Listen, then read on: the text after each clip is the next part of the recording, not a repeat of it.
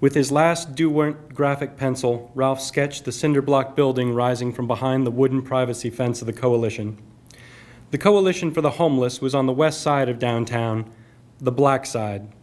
The first block or two west of I-4 was maintained and clean. Federal Building, FAMU, the Amway Center, the Bob Carr Performing Arts Center, but everything deteriorated within a block. Crumbling warehouses, rundown houses with bars on the windows, dirt yards. The Coalition itself was flanked by a truck storage yard and a littered vacant lot. Scraggy trees offered just enough shade for the shadow people to hide in. Ralph sketched from across the street and down around the corner from the vagrants crowding the Coalition's front gate.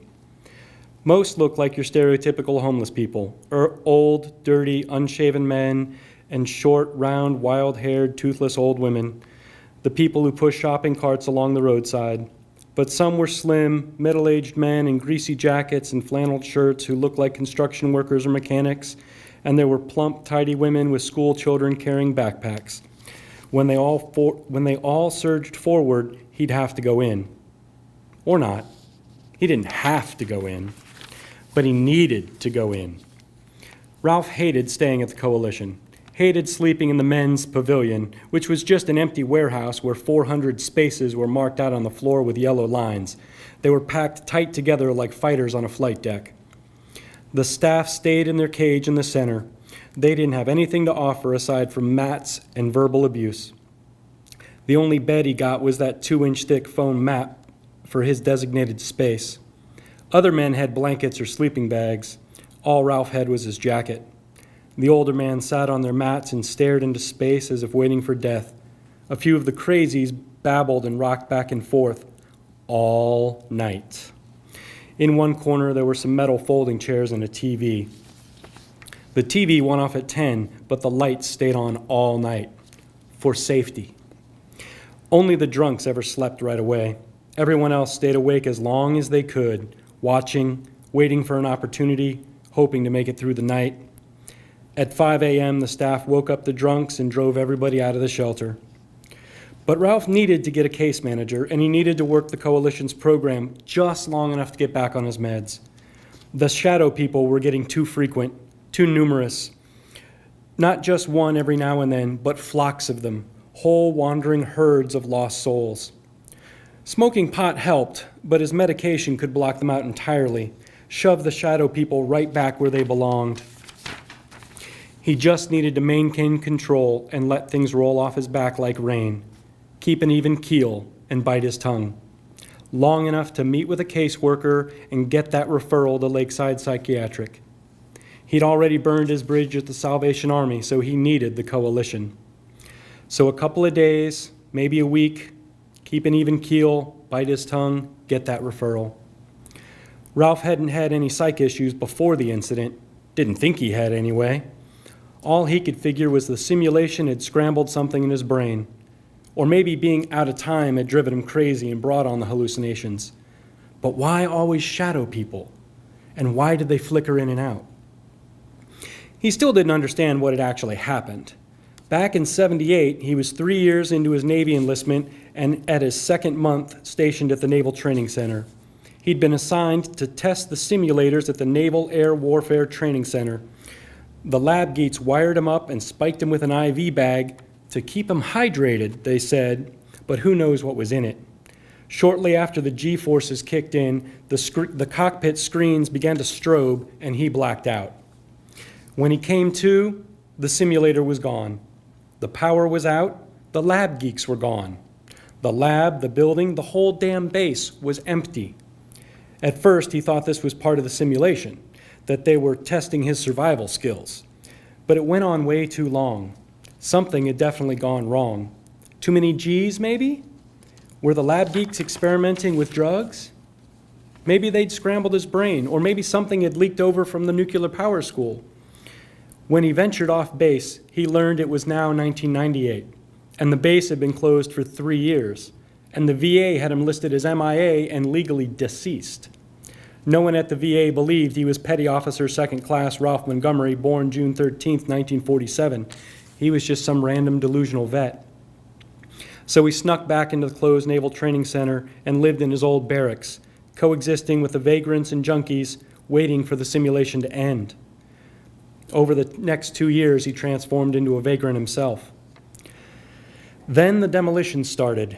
The entire training center, all 1,100 acres, was torn down and rebuilt into a Norman Rockwell nightmare of 1940-style bungalows and Main Street USA boutique shops called Baldwin Park. The crowd outside the coalition grew as people walked up or got off the buses. The winos hung with the winos, the beggars with the beggars, the junkies with the junkies, the whores with the whores, the crazies with the crazies, the day laborers with the day laborers, the families with the families. When the crowd was over 100 people, he figured it must be close to dinner. "Troll!" a youthful, high-pitched voice called to him. "Troll!" One of the sisters from the creek was running to him, a black rain cloud with bright eyes and shining smile, Sabrina, the older one. She dropped her backpack next to his, and he worried she was going to try to hug him, but instead she asked, "What are you doing here?" "What are you doing here?" he asked her.